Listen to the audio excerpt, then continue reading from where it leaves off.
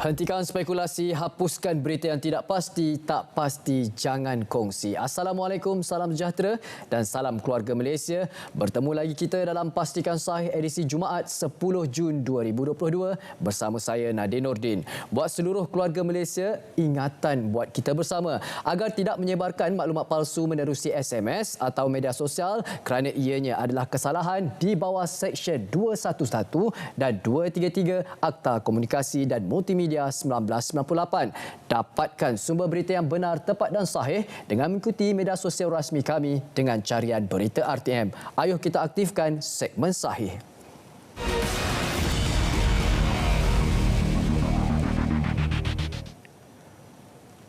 WhatsApp maklumat palsu di Facebook page rasmi Jabatan Pendaftaran Negara Malaysia berkongsi maklumat mengenai tular di aplikasi WhatsApp. Maklumat palsu berkaitan pegawai hal ehwal dalam negeri membuat banci dan menggunakan kepala surat Kementerian Dalam Negeri KDN yang boleh menyebabkan kebimbangan ketenteraman awam. Antara kandungan mesej palsu ini adalah memberi peringatan kepada orang ramai berkenaan sekumpulan orang menyamar sebagai pegawai hal ehwal dalam negeri dan melakukan jenayah merompak. Orang ramai dinasihatkan untuk tidak menyebarkan maklumat palsu tersebut. Walaupun niatnya untuk memberi peringatan agar penduduk berhati-hati, namun ianya tetap salah kerana maklumat ini adalah palsu yang boleh menyebabkan masyarakat panik. Orang ramai diingatkan supaya sentiasa berwaspada terhadap skam email guna profil orang kenamaan. Laporkan kepada penyedia perkhidmatan email seperti yang tertera. Untuk makluman sedikit ini, akan menghantar email menggunakan nama dan gambar pemimpin negara atau ketua organisasi atau syarikat. Elak menjadi mangsa sindiket ini dengan menyemak terlebih dahulu pihak yang dikongsikan identitinya.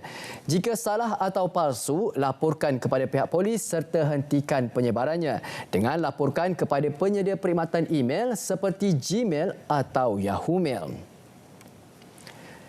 Ini pula kita bawakan, risiko penipuan sentiasa berubah-ubah dengan penggunaan kaedah yang lebih canggih untuk menipu orang ramai. Jika anda mendapati transaksi meragukan yang melibatkan akaun bank anda, bawa bertenang dan ikuti langkah-langkah berikut, iaitu maklumkan kepada pihak bank dengan segera. Hubungi talian CCID Scam Response Center melalui 03-2610-1559 atau 1599 atau BNM Telelink melalui 1300 88 5465 serta laporkan kepada polis untuk siasatan lanjut. Ketahui lebih lanjut melalui bnm.gov.my/combat/fin/fraud. Kementerian Kesihatan Malaysia KKMM menjangkakan kes penyakit tangan, kaki dan mulut HFMD akan menurun dalam tempoh 2 hingga 3 minggu lagi. Menteri Kesihatan Yang Berhormat Hari Jamaluddin berkata, penularan penyakit itu biasanya berlaku secara bermusim dan apabila tahap imuniti kanak-kanak meningkat, kes jangkitan akan turun dengan sendirinya. Untuk makluman, pihak KKM beri jaminan bekalan ubat-ubatan negara ini masih mencukupi. Kita teruskan dengan aktiviti ekspor ayam dan produk ayam telah dihentikan sementara bermula 1 Jun 2022. Harga maksimum ayam dan telur ayam dilanjutkan hingga 30 Jun 2022. Ayuh dapatkan perinciannya melalui pautan ini. Kementerian Pertanian dan Industri Makanan MAFI melalui Jabatan Perkhidmatan Kuarantin dan Pemeriksaan Malaysia MAKIS akan memastikan tiada aktiviti pengeksportan komoditi ayam sehingga harga dan pengeluaran ayam kembali stabil. Jadi peringatan kepada anda yang melakukan aktiviti ekspor komoditi ayam secara haram, nantikan hukuman anda. Hentikan spekulasi, hapuskan berita yang tidak pasti, tak pasti, jangan kongsi. Pastikan Sahih berat seketika. Seperti biasa, setiap hari Jumaat, kami akan bawakan selepas ini Sudut Pandang. Berehat seketika.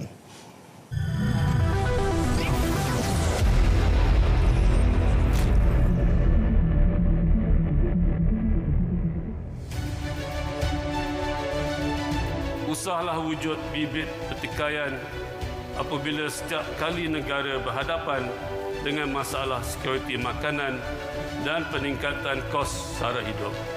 Kita semua seharusnya fokus pada membantu memulih kemaslahatan rakyat. Sikap bila sudah merah, kapur salahkan kunyit dan kunyit salahkan kapur. Ini tidak akan dapat membantu dan membela nasib rakyat Beta yang terhimpit dengan pelbagai dugaan. Justru Beta menyeru agar satu plan jangka panjang dirangka untuk mengukuhkan sekuriti makanan dan menjamin kos sara hidup untuk berada pada tahap yang bersesuaian.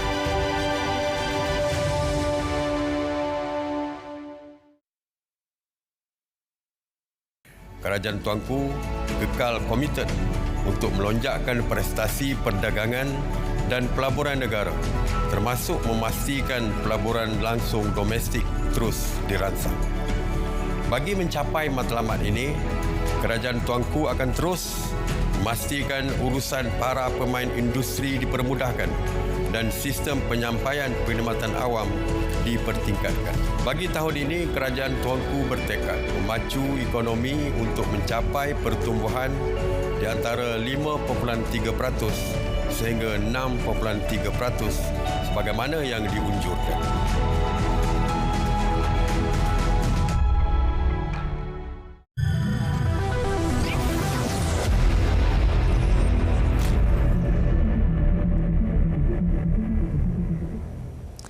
Terima kasih kerana masih lagi setia bersama kami dalam Pastikan Sahih. Seperti biasa, setiap hari Jumaat kami bawakan sudut pandang untuk membawakan isu-isu semasa yang dekat dengan keluarga Malaysia. Dan tajuk kali ini adalah ekonomi Malaysia, apakah realitinya? Ayuh kita aktifkan sudut pandang.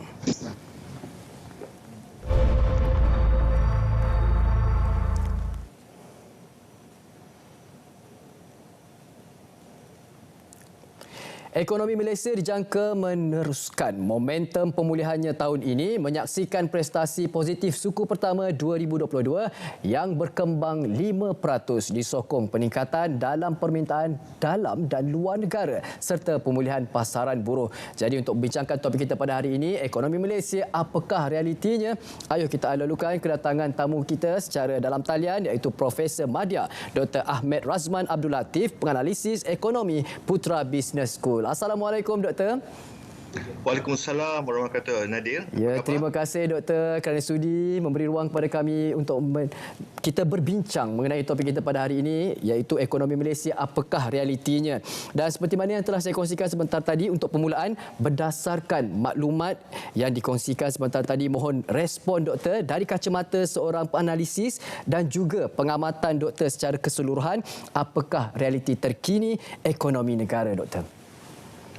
Ya, apabila kita melihat ekonomi negara sekarang dari sudut makro indikator seperti pertumbuhan KDNK setiap suku, ataupun kalau kita lihat juga dari segi pertumbuhan ekspor, dari segi indeks harga pengguna dan juga indeks pengeluar, semua menunjukkan respon ataupun pertumbuhan yang positif. Kita lihat negara kita masih lagi mencatatkan akaun semasa yang positif, menunjukkan imbangan perdagangan yang positif, dan pertumbuhan KDNK setiap suku juga telah menunjukkan positif sejak daripada suku tahun 4 tahun lepas lagi. Kalau kita cerminkan juga di peringkat kata dari segi kadar pengangguran sudah berkurangan kepada 4.1%, dari segi employment lebih ramai yang mendapat pekerjaan, maka kita boleh katakanlah bahawa negara kita memang dalam ke arah pertumbuhan dan juga orang kata pemulihan ekonomi yang cukup memberangsangkan. Namun kita juga terima juga hakikat bahawa ada beberapa indikator yang perlu diberi perhatian, seperti semua faham bahawa sekarang kita mengalami kata situasi kadar inflasi yang semakin meningkat, harga makanan yang semakin tinggi. Namun itu adalah orang kata sesuatu yang memang boleh berlaku apabila sebuah negara itu mengalami pertumbuhan ekonomi yang orang kata secara drastik ataupun mendadak, dan sudah tentu banyak juga usaha dilakukan oleh kerajaan untuk menangani apa-apa yang perlu ditangani, seperti isu inflasi dan harga makanan. Tetapi kalau kita lihat secara keseluruhan dari segi makronya, memang kita sekarang mengalami pertumbuhan ekonomi, perkembangan ekspor yang agak ketara. Itu secara pencerahan awalnya daripada doktor. Ada terdapat indikator-indikator yang perlu diambil kira dan diambil berat oleh kerajaan dan juga keluarga Malaysia. Dan ini maklumat seterusnya, Menteri Kewangan Tengku Datuk Seri Zafrul Tengku Abdul Aziz berkata pertumbuhan pada suku pertama 2022 disebabkan sokongan dasar kerajaan yang konsisten, terutama melalui inisiatif di bawah bajet 2022. Ini merupakan suntikan rangsangan dan bantuan yang telah diberikan oleh kerajaan. Bagaimana pula peranan pemain industri itu sendiri, Doktor? Ya, Nadia, walaupun saya dari Putra Business School, saya sekarang sebenarnya di bilik mesyuarat Penang Skills Development Center di Penang. Sebab saya sendiri nak tahu bagaimana pertumbuhan industri, bagaimana orang kata kita nak lihat peranan yang boleh dimainkan oleh industri dalam menyokong segala dasar kerajaan dan juga apa yang telah diletakkan dalam setiap inisiatif dari segi pelancongan fiskal, bajet 2022, malahan kalau kita tengok rancangan Malaysia ke-12. Dan apa yang kita boleh dapat lihat iaitu bila kita sebut tentang pertumbuhan ekonomi dari segi pertambahan ekspor, dari segi domestik juga sebenarnya kita dah mula menerima banyak pelaburan FDI untuk suku tahun pertama ini juga merupakan yang tertinggi sejak beberapa suku tahun yang lepas. Dan kita lihat banyak juga syarikat tempatan mula mengembangkan kembali perdagangan, mula menggaji pekerja. Dari maklumat yang saya terima di Penang Skills Development Center ini, mereka mengatakan bahawa memang permintaan terhadap pekerja itu terlalu banyak dan mereka sanggup membayar gaji yang tinggi untuk mendapatkan pekerja yang berkemahiran tinggi dan juga sederhana. Oleh itu, peranan pemain industri ini kita tidak boleh nafikan. Mereka turut membantu pertumbuhan negara ini, walaupun kita lihat kerajaan melaksanakan pelbagai inisiatif, tetapi sumbangan pemain industri ini adalah orang kata komplementari, berganding bahulah dengan kerajaan untuk memastikan kesejahteraan kemakmuran rakyat itu diminati oleh semua. Ya, itu suka laporan yang dikongsikan oleh doktor apabila banyak syarikat tempatan sekarang ini semakin berkembang dan permintaan banyak di mana syarikat-syarikat ini mampu membayar pekerja baru. Itu yang mahu kita dengarkan dan kita harapkan dapat dikembangkan lagi. Dan bagi bajet untuk 2023, apakah antara aspek yang perlu diperkasakan dan diberi penekanan khususnya 2023 kelak ke arah pemulihan ekonomi pasca pandemik? Okey, apabila kita melihat bajet tahunan, bermakna selepas ni mungkin bulan Oktober atau November kita akan dibentangkan di Parlimen bajet 2023. Secara dasarnya ataupun secara asasnya, setiap tahun bajet akan menumpukan kepada isu-isu yang kata fundamental yang memang akan keluar setiap tahun dari segi kemakmuran rakyat. Kita kena pastikan golongan rentan B40 itu sentiasa mendapat bantuan daripada kerajaan. Pada masa sama kita nak memperkasakan juga rakyat dari segi pembangunan modal insan, melahirkan lebih ramai usahawan, memastikan tidak ada golongan yang kata terlepas pandang, dan juga kita juga nak membantu perusahaan mikro, kecil, sederhana mengembangkan perniagaan supaya mereka dapat orang kata menjadi perniagaan yang mampan. Dan pada peringkat yang lebih besar dari segi industri, bagaimana industri baharu dan dalam orang kata ekonomi digital ini dapat diperkembangkan meneroka teknologi yang orang kata membolehkan kita menjadi negara pengeluar ataupun penyedia perkhidmatan dan bukan hanya negara yang pengguna, dan juga memastikan bahawa pelaburan dapat masuk ke dalam negara kita yang memberi banyak peluang pekerjaan, bukan saja setakat yang kemahiran rendah tetapi kemahiran yang separa dan juga tinggi supaya pendapatan rakyat juga akan lebih meningkat. Dan tidak lupakan juga pembangunan infrastruktur supaya kita mampu menjadi negara yang berdaya saing dan mampan. Itu yang saya lihat untuk 2023 ini, bukan sahaja bertumpukan kepada pemulihan setelah apa yang berlaku 2-3 tahun lepas, tetapi juga bagaimana kita boleh menjadi negara yang kata berdaya saing di dalam suasana ekonomi global yang agak tidak menentu, tetapi kita menjadi negara yang resilient ataupun mampan. Itu yang saya lihat dalam 2023 nanti. Ya, itu dia kemahiran yang setara dan lebih tinggi dan tumpuan sudah pastinya kepada pemulihan dan menjadi negara yang berdaya saing. Itu baik-baik informasi yang dikongsikan oleh doktor dan kita teruskan juga dalam mengekalkan momentum pemulihan ekonomi negara seharusnya melibatkan semua pihak. Bagaimana realiti dan usaha untuk memperkasakan PMKS yang merupakan tulang belakang yang penting kepada ekonomi negara, khususnya membawa PMKS ke arah ekonomi digital, Doktor? Ya, kita akui bahawa PMKS memang banyak memberi sumbangan kepada negara. Dari segi pertama, bilangan syarikat PMKS memang melebihi, kata kalau Sdn Bhd saja melebihi 1.5 juta, kalau enterprise saja melebihi 5 juta, dan mereka juga adalah yang paling banyaklah menggaji pekerja di negara kita. Bukannya syarikat besar-besar, PMKS sebenarnya yang menyumbang dari segi penggajian pekerja. Oleh itu sumbangannya tidak dinafikan. Namun kita lihat juga semasa pandemik yang turut terkesan adalah kebanyakannya PMKS kerana mereka saiznya kecil, maka mudah orang kata terkesan apabila pendapatan jatuh secara tiba-tiba dan dengan isu sekarang ni kenaikan gaji minimum dan suasana kos barangan masih meningkat.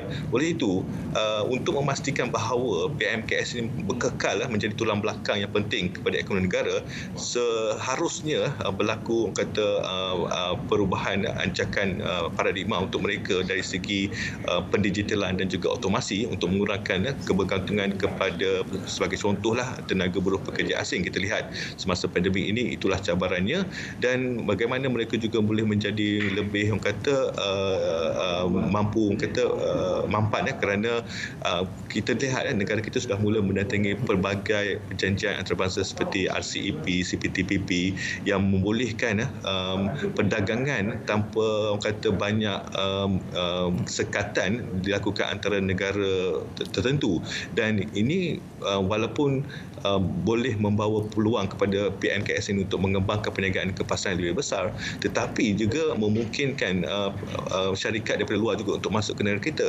Oleh itu ianya akan bergantung kepada bagaimana kita mampu mengadaptasi kepada segala perubahan ini dengan lebih orang kata cepat, dengan lebih orang kata berdaya saing, supaya kita tidak orang kata terlepas peluang untuk memantapkan lagi potensi perniagaan masing-masing. Saya tidak nafikan masih lagi yang ada yang memerlukan bantuan daripada kerajaan, dan ini boleh orang kata terjemahkan dalam bajet 2023 akan datang, tetapi pada masa yang sama pelbagai inisiatif yang sedia ada melalui dasar-dasar dan polisi yang telah dilaksanakan ini haruslah mengambil kira situasi semasa supaya PMKS ini tetap orang kata mendapat orang kata peluang untuk kekal berdaya saing dan mendapat pendapatan. Ya, suka untuk jangan lepaskan peluang untuk memantapkan PMKS kita, dan juga seperti ini lari sikit doktor daripada kebiasaan soalan-soalan kita. Jadi apa yang kita sedia maklum pada tahun ini apabila bulan Syawal kita rasakan negara kita diuji dari segi ekonomi negara, tapi sebaliknya keluarga Malaysia meriah menyambut raya pada tahun ini doktor. Dan kalau boleh untuk minit-minit yang terakhir ini, sentuhan terakhir, apakah harapan doktor terhadap pentingnya pelibatan semua pihak dalam mendukung usaha kerajaan bagi mendaya upayakan pemulihan ekonomi negara? Ya, apabila kita sebut sebagai keluarga Malaysia, maknanya masing-masing ada peranan dan tanggungjawabnya. Saya masing-masing ada keluarga. Saya seorang ayah, seorang suami dalam satu rumah tu, walaupun itu tanggungjawab kita untuk memberi kelengkapan dari segi makan, perumahan dan sebagainya, tetapi masing-masing ada peranan. Anak-anak ada kena buat sesuatu tanggungjawab masing-masing. Jadi kalau kita lihat dalam konteks negara kita, walaupun kerajaan banyak memberi bantuan dan juga pihak industri juga turut sama menyediakan peluang pekerjaan dan sebagainya, kita sebagai individu, sebagai isi rumah harus juga turut memberi sumbangan, melakukan sesuatu dari segi meningkatkan kita punya kemahiran, pengetahuan, orang kata kekal untuk mencuba bidang baru dan juga menambahkan pendapatan, dan pada masa yang sama menguruskan kewangan, kerana ini yang paling penting. Apabila suasana yang tidak menentu ini, kita tidak mahu semua terus terbeban dengan orang kata beban kewangan yang boleh orang kata membantutkan kita punya peluang untuk menjadi individu ataupun melonjakkan isi rumah kepada tahap yang lebih tinggi. Di sini saya lihat konsep keluarga Malaysia kita tambah dengan Malaysia Boleh. Kita ni adalah bangsa yang apabila berdepan dengan pelbagai cabaran kita mampu bangkit dengan lebih cepat, dengan malahan lebih tinggi lagi daripada sebelumnya. Itu yang kita haraplah untuk sekarang hingga dan juga tahun-tahun akan mendatang. InsyaAllah, Doktor. Terima kasih, Doktor. Kalau ikutkan, kalau ada banyak lagi masa, banyak lagi untuk kita gali dan untuk kita kongsikan bersama dengan penonton-penonton Pastikan Sahih. InsyaAllah di masa akan datang dapat lagi kita berjemput Doktor secara dalam talian ataupun bersama dengan kami di studio, Doktor. InsyaAllah, Nadir. InsyaAllah. Terima kasih, Doktor. Baik, itu dia Profesor Madya Dr. Ahmed Razman Abdul Latif, penganalisis ekonomi Putra Business School, telah pun bersama kita untuk sudut pandang kali ini berkongsi mengenai ekonomi negara. Realitinya, apakah realitinya, telah pun terjawab. InsyaAllah kita akan berehat seketika, kembali selepas ini. Terus setia bersama kami dalam Pastikan Sahih.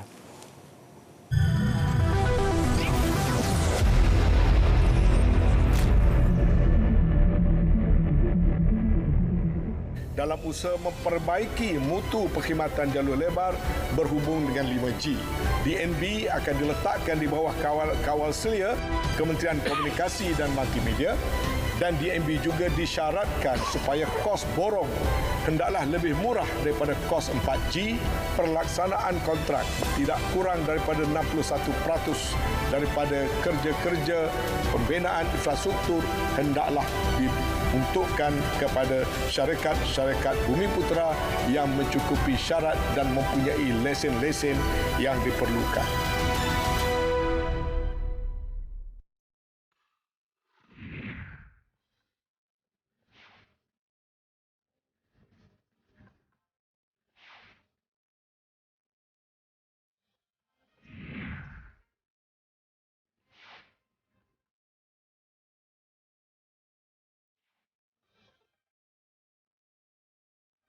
Chocolate, bold, hot, not to mention shiny.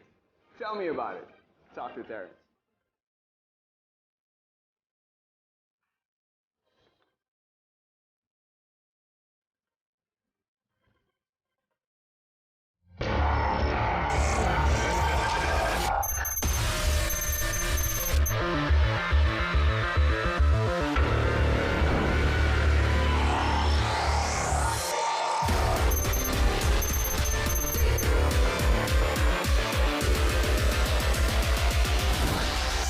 Welcome aboard.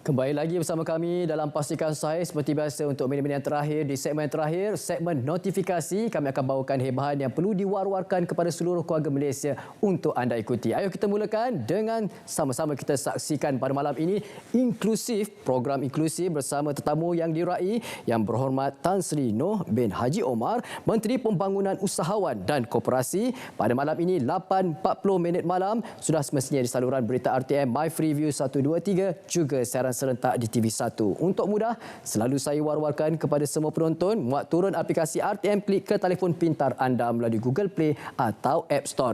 Ini pula kita teruskan dengan Festival Muzik Dunia.